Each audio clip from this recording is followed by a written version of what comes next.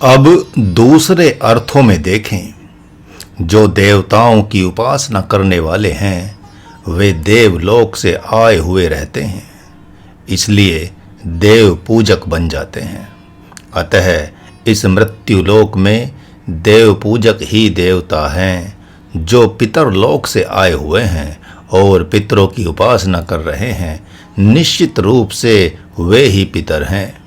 और जो मनुष्य रूप में आकर भूत प्रेतों की उपासना करते हैं वे निश्चित रूप से भूत प्रेत लोक से ही आए हुए हैं। अतः स्वयं ही भूत प्रेत हैं। यदि उनकी जन्म कुंडली उठाकर कोई देखे तो उन सब का गर्भाधान प्रेत काल में ही हुआ है, ऐसा ही पाया जाएगा। प्रेत काल संध्या का काल भी है और 12 बजे रात्रि से लेकर 2 बजे रात्रि तक का भी। संध्या का काल जाड़े में शाम को 4 बजे से लेकर 6 बजे तथा गर्मी में 5 बजे से लेकर 7:30 बजे तक कहा जाता है। ठीक इसके विपरीत जो ब्रह्म की निष्काम पूजा करने वाले हैं वे निश्चित ही वैकुंठ लोक से आए हुए हैं। इसलिए वे आप्तकामी संत ही इस जगत के लिए भगवान हैं और वे ही निर्गुण निराकार ब्रह्म की आत्मा हैं। सकामियों के लिए वे आप्तकामी संत ही भगवान हैं। यान्ति देवव्रता देवान। इस मंत्र के और भी मूल में प्रवेश करें तो स्पष्ट दृष्टि गोचर हो रहा है कि जो सकामी भक्त ब्रह्मा, विष्णु, महेश, इंद्र, वरुण, सूर्य तथा दुर्गा, सरस्वती, काली आदि देवी देवताओं की उपासना करते हैं उनके लिए निर्गुण निराकार ब्रह्म ही उपरोक्त देवी देवता का आकार प्रकार अर्थात वही रूप धारण कर लेता है। आखिर देवी देवता आएंगे कहाँ से, क्योंकि ब्रह्म के सिवा तो यहाँ कोई है ही नहीं न। जैसे सूर्य में अंधकार है ही नहीं, वैसे ही आप लोगों ने देखा होगा कि जिस घर में विशुद्ध वैष्णवता होगी उस घर में आज तक भूत प्रेत का पूजक जन्म लिया ही नहीं होगा और उस घर में भूत प्रेतों की कभी पूजा हुई ही नहीं होगी। अतः भगवान कह रहे हैं कि देव पूजकों के लिए मैं देवता और पितर पूजकों के लिए मैं पितर बन जाता हूँ तथा भूत की उपासना करने वालों के लिए जो स्वयं भूत ही हैं मैं भूत ही बन जाता हूँ और निष्काम भक्त के लिए मैं सद्गुरु बनकर उसे ज्ञान की गंगा बहाकर कृतार्थ कर देता हूँ। यह नियम भी है कि निष्कामी भक्त के पास या तो सद्गुरु आ जाता है या तो भगवत कृपा द्वारा वही सद्गुरु के पास पहुँच जाता है। ऐसा कहकर भगवान मानो कह रहे हैं कि हे पार्थ, इस युद्ध में घटोत्कच जैसा तंत्र से उत्पन्न होने वाला भीम का पुत्र अर्थात प्रेत भी आया हुआ है। इसमें अज्ञात रूप से देवी देवता भी आए हुए हैं। यह सब मेरी व्यवस्था है। जब हिडम्बा के पास भीम को उसके पति के रूप में भेजा था तो वहाँ उसमें मेरी ही प्रेरणा थी। इस नराधम कर्ण को पराजित करने के लिए तथा भयभीत करने के लिए ही मैंने इस घटोत्कच नामक प्रेत को उत्पन्न किया है। इतना ही नहीं, यह प्रेत कर्ण के जीवन की एक मुख्य बाधा बन जाएगा। यह तुम्हारे योग क्षेम को वहन ही तो किया है मैंने। तुम्हारे लिए सारी की सारी व्यवस्था व्यवस्थित है। सारे के सारे साधन तुम्हारे लिए साध्य हैं।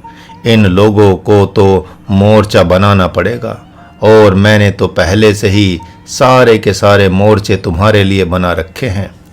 महात्मा अर्जुन मन ही मन सोच रहे हैं कि पूजा तो इनकी की जाए, लेकिन अभी कुछ देर पहले कहा था कि मेरी सिद्धि देर से होती है और देवताओं की सिद्धि जल्दी होती है, तो फिर इनकी पूजा कौन करेगा। भगवान ने मन की बात जानकर कहा, पार्थ, पूर्व में कहे हुए का अन्यथा अर्थ मत लो। मेरी पूजा में सरलता और सुगमता भी है, क्योंकि यदि मेरा अनन्य भक्त जिसके पास बहुत सारे दिव्य व्यंजन नहीं हैं, वह यदि घर में जो भी साग पात फल फूल हैं प्रेम पूर्वक मुझे समर्पित करता है तो उसके भाव और श्रद्धा के कारण से उसी को प्रेम पूर्वक खाता हूँ। इसलिए हे कौन्तेय, जो भी तुम कह रहे हो, कर रहे हो, खा रहे हो, यज्ञ कर रहे हो, दान दे रहे हो, उसे मेरे को अर्पण कर दिया करो। तुम्हारे द्वारा नहीं चाहने पर भी शुभ और अशुभ दोनों प्रकार के कर्म हो जाते हैं। अतः समर्पण योग से युक्त हुए कर्म बंधन से मुक्त होकर तुम मेरे को ही प्राप्त हो जाओगे। हे पार्थ, देवता मेरे स्वभाव वाले नहीं हैं। उन्हें तो तुम्हें शुभ ही अर्पण करना होगा तथा वे तुम्हें कर्म बंधन से मुक्त भी नहीं कर सकते। हाँ, वे शुभ कर्म, शुभ यज्ञ, शुभ दान, शुभ तप के अनुपात में ही शुभ फल दे देंगे, जो कालांतर में फल भोगने के उपरांत दुख का ही हेतु बन जाएगा। इस मंत्र को कहने में भगवान का बहुत विशेष प्रयोजन है। उन्होंने अर्जुन को याद दिलाया कि एक बार दुर्वासा ऋषि से रक्षा करने के लिए मैंने तुम लोगों का झूठन खा लिया था। कल्याणी द्रौपदी से अक्षय पात्र लेकर, जिसे उसने अच्छी प्रकार से धो दिया था, उसमें से पके हुए एक दाने को खा लिया था, जिसके कारण उस ऋषि का गले तक पेट भर गया था और वे शिष्यों सहित डकार भरते हुए भाग गए थे। यत करोषि, अतः जो कुछ भी तुम करते हो उसे अर्पण करो, शोक संताप न करो। भगवान को अर्जुन ने सारथी बना लिया था। स्वयं से भगवान ने सारथी बनने का प्रस्ताव होता तो अलग बात थी, किंतु अर्जुन ने स्वयं सारथी बनने का निवेदन किया था। अब चूंकि उन्होंने भगवान को पहचान लिया है, इसलिए पश्चाताप होने की संभावना निश्चित बनेगी। इसीलिए प्रभु उन्हें सावधान कर रहे हैं। यज्जु होशी, मानो भगवान कह रहे हैं कि इस समय तुम्हें नरमेध यज्ञ, जिसमें मनुष्यों की बलि दी जाती है, करना है तथा उसे भी मुझे ही समर्पित करना होगा। ददासी यत, मानो भगवान यह भी कह रहे हैं कि हे पार्थ, मोरध्वज नामक राजा से मैंने उनके पुत्र को आरे से चीर कर मांगा था और उन्होंने सहर्ष दे दिया था। उसी प्रकार तुम्हें इस महासंग्राम में मेरी प्रीति के लिए अभिमन्यु अथवा अन्यान्य पुत्रों के मरने पर शोक संताप नहीं करना होगा। यत पश्यसि, हे भारत, युद्धोपरांत तुम्हें संन्यास लेना पड़ेगा। अतः उस अवस्था में तप त्याग स्वाभाविक ही होगा, जिसे मुझे समर्पित कर देना अपना मत मान लेना। यद श्रासी, युद्ध के समय कभी समय पर कभी असमय में खाने को मिलेगा। संभव है कि अपवित्र भूमि में भी जल्दी में जूते पहने हुए भी खाना पड़े, तो उस समय मेरा आवाहन करके याद करके खाना। मैं भी तुम्हें तुम्हारे साथ अतः खिला के खाना, कहीं सुदामा की तरह चोरी मत कर लेना। सारथी को पहले खिलाया जाता है तथा सद्गुरु को तो खिला के ही खाया जाता है। भगवान को स्मरण करके ही खाया जाता है, इसका ध्यान रखना। इस प्रकार करने से शुभ अशुभ कर्म या प्रसाद का दोष नहीं लगता। यह तो सत्य ही है कि जीवन में शुभ के साथ साथ कभी कभी अशुभ करने खाने पीने का भी अवसर आ ही जाता है। यद करोषि यद श्रासी, जैसे महर्षि अगस्त्य को एक बार अशुभ खाना पड़ गया था, भगवती काली की तरह। इलवल और वातापी, इन दो असुरों ने घोर अत्याचार कर दिया था। बारी बारी से बहुत से साधकों को अपना आहार बना लिया था। वे दोनों एक ऐसा तंत्र सिद्ध कर बैठे थे जिससे एक बकरा बन जाता था और दूसरा उस बकरे को काट कर तथा पकाकर बहुत से साधकों को आमंत्रित कर उन्हें खिला देता था। जब साधक खा लेते थे तब इलवल कहता, आ वातापी आ, निकल आ, निकल आ। वातापी साधकों के पेट में बकरा बन जाता था और पेट के फटने से बाहर आ जाता था। उसी प्रकार इलवल जब बकरा बनकर चावल सदृश्य किसी का भोजन बनकर पेट के भीतर जाता था तो वातापी कहता था, आ इलवल आ, निकल आ, निकल आ, निकल आ, और इलवल बकरा बन पेट फाड़कर बाहर निकल आता था।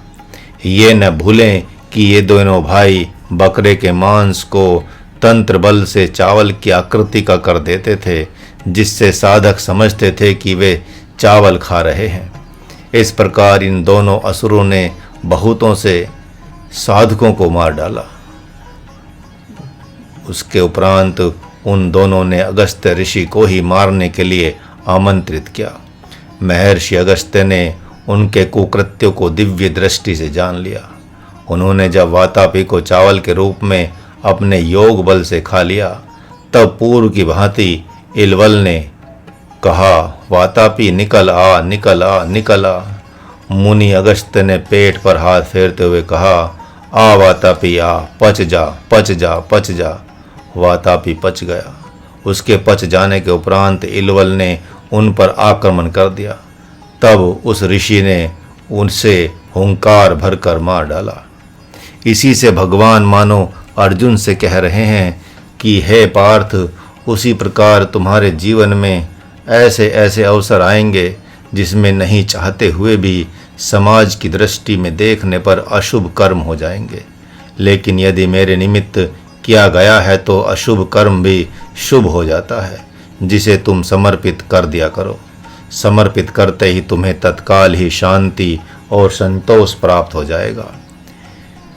भगवान ने अपनी सोची समझी रणनीति के तहत ही अर्जुन के साथ साथ संपूर्ण साधकों एवं भक्तों के लिए यह मंत्र दिया है। भक्त एवं साधक भी एक आध्यात्मिक रणनीति के तहत अपने प्रारब्ध से युद्ध करते रहते हैं। आध्यात्मिक रणभूमि में तो बहुत विशेष छल और कपट का आश्रय लेना पड़ता है। साधना काल में कोई न पहचानने पाए, अतः उसको भिखारी का वेश बनाकर बासी भोजन भी खाना पड़ता है। एक संत ने कहा था कि जब मैं बद्रीनाथ में रहता था तो तप्त कुंड के पास कपड़े रखने के लिए जो आले बने हुए हैं, उसमें कुछ यात्री बहुत पूड़ी छोड़कर चले गए थे। मैं उन्हीं पूड़ियों में से हर रोज 2-4 पूड़ी खा लिया करता था। ऐसे 9-10 दिन खाता रहा। साधक उसे बासी कहेंगे, अशुद्ध कहेंगे, किंतु उस संत को अज्ञात होकर रहना था, इसलिए वह प्रसाद उस संत के लिए परम शुद्ध था। इसी प्रकार एक जगह एक संत ने देखा कि यहाँ की श्रद्धा को देखते हुए मुझे पूड़ी, खीर, मलाई खाना ही पड़ेगा। तो उन्होंने झूठ बोल दिया कि आज 50 दस्त हो गए हैं और भी पता नहीं कितने दस्त होंगे। तब उन्हें श्रद्धा पूर्वक लाकर फल फूल दे दिया गया। एक साधक के पास 3-4 दिन से भोर में ही आरती उतारने माताएं आ जाती थी, तो भजन में व्यवधान होते देख वह जैसे ही उन लोगों की आहट सुनता लेट जाता और नाक ऐसे बजाता मानो खर्राटे की नींद ले रहा हो। माताएं परस्पर में कहती, अरे मत जगाओ, मत जगाओ, सोने दो। ऐसा 3-4 दिन करने के उपरांत माताओं ने उस समय स्वतः आना बंद कर दिया। यदि साधक अनन्य भक्ति वाला है तो भगवान उसे विवेक रूप शक्ति देता है, जिससे कि लोगों के देखने में जो अशुभ कर्म है वह भी इस भक्त के लिए शुभ हो जाता है। वही भगवान के लिए शुभ है। भगवान के लिए करने में वह हिचकता नहीं। जो पिता और सद्गुरु दोनों थे, उनकी प्रसन्नता के लिए परशुराम जी ने माँ का वध कर डाला तथा विलासी क्षत्रियों का वध कर उनका राज्य ब्राह्मणों को दे डाला। फिर भी उनकी भगवत्ता में कमी नहीं आई। इतिहास इन्हीं कर्मों से भरा पड़ा है, जहाँ अज्ञानियों को भ्रम होता रहता है। भगवती काली को भी रक्त बीज नामक राक्षसों का वध कर उनका रक्त इसलिए पीना पड़ा था क्योंकि उन्हें वरदान था कि उनके रक्त की जितनी बूंदें गिरेंगी उतने ही राक्षस पैदा हो जाएंगे। अतः जगत हितार्थ भगवती ने देखने में अशुभ कर्म वध करना किया और अशुभ खाना रक्त पीना खाया, उसी प्रकार इस रणभूमि में भी देखने में अशुभ कर्म स्वजन वध करना ही पड़ेगा और अशुभ भोजन खाना अर्थात प्रतिज्ञा अनुसार दुशासन की छाती का रक्त पीना ही पड़ेगा। किंतु यह सब भगवान की आज्ञा से होने के कारण कर्म बंधन से मुक्ति का ही हेतु बनेगा। यत् पश्यसि, सभी जानते हैं कि भगवान शंकर ने असुरों की प्रार्थना पर तामस तप यानी अघोर तप किया। उन खप्परधारी शिव शमशानी शिव ने साबर तंत्र रूप अशुभ देवताओं को प्रकट कर उनके लिए तामस आहार व्यवहार को निश्चित कर दिया। तंत्र विज्ञान में ही तो बलि प्रथा का प्रचलन है। देखा ही जाता है कि अघोर मार्गी तांत्रिक जीवों की बलि देकर उन्हें खाता भी है और शराब और रक्त पीता भी है, तो भी उसका तंत्र सिद्ध होता ही है, क्योंकि तामस देवी देवताओं का आहार ही वही है। भगवान शंकर ने देवताओं और असुरों का हित करने के लिए समुद्र मंथन से प्रकट हुआ हलाहल विष ही पी लिया, तो भी उन्हें दोष नहीं लगा। उसे गले में ही पचा लेने के कारण गला नीला हो जाने से वे सदाशिव नीलकंठ भगवान कहलाए। वैसे ही साधना काल में साधक को राजस प्रकृति से प्रकट हुए काम, क्रोध तथा राग द्वेष आदि विचार रूप अशुभ भोजन को खाना ही पड़ता है, लेकिन वह उन विचारों को खाकर पचा लेता है तो उसे दोष नहीं लगता तथा कालांतर में संकल्प सिद्ध होने पर इन काम क्रोध आदि शत्रुओं को संकल्प द्वारा हुंकार भरते हुए मार डालता है, तो इस अशुभ कर्म का उसे दोष नहीं लगता। भगवान के लिए जो नींद का त्याग करता है तो वह पागल न होकर गुडाकेश अर्थात निद्रा विजयी कहलाता है। वैसे ही भगवान के लिए मातृ धर्म, पितृ धर्म, पुत्र धर्म आदि का त्याग करना महाशुभ हो जाता है, जबकि सामान्य के लिए पुराणों में इनका त्याग करना महाअशुभ कहा गया है। किंतु विशेष के लिए उसी पुराण में कहा गया है कि भगवान के लिए इनका त्याग कर देना महाकल्याणकारक होता है। तो फिर उसी पुराण में एक अवस्था में मातृधर्म पितृधर्म का त्याग अधर्म क्यों कहा? हाँ, इसलिए कि यदि कोई अपने स्वार्थ सुख सुविधा के लिए त्याग करता है तो वह महाअधर्म कहा जाता है। जिस साधक को, भक्त को उसके प्रारब्ध अनुसार जो कर्म मिल जाए, उसी को यदि निष्ठा से प्रभु की सेवा मानकर करे तो प्रभु उसे शीघ्र श्रेष्ठ सेवा दे देता है। अपने प्रारब्ध अनुसार जो रूखा सूखा प्रसाद खाने को मिल जा रहा है, उसी को पहले भगवान को खिलाकर खाता है तो कुछ ही समय में 56 प्रकार का भोग लगाने के लिए अपने भक्त को समृद्ध बना देता है और कभी भी न खाली होने वाला भंडार भर देता है। डॉक्टर जी अर्थात डॉक्टर कंचन दुबई के जो हैं, कहते हैं कि जब मैं बम्बई में रहता था तो महीने में जितनी कमाई हो जाती थी उसमें से पैसा मिलते ही मैं 10% दान कर दिया जाता था। परिणाम होता था कि महीना पूरा होने के 5-6 दिन पहले ही राशन पानी समाप्त हो जाता था। मेरी धर्मपत्नी कहती रहती कि जब प्रभु देंगे तब आप बहुत दान करना। यह कैसा दान कि प्रत्येक महीने में 5-6 दिन परेशानी का सामना करना पड़ जाता है। किंतु मैंने उसकी एक नहीं मानी और 10% दान उसी तरह से देता रहा। कुछ ही समय में प्रभु की ऐसी कृपा हुई कि मैं दोनों खुले हाथों से दान रूप प्रभु की सेवा करने लगा। यह आश्रम अर्थात श्री भगीरथी धाम कैसे बन गया मैं नहीं जान पाया।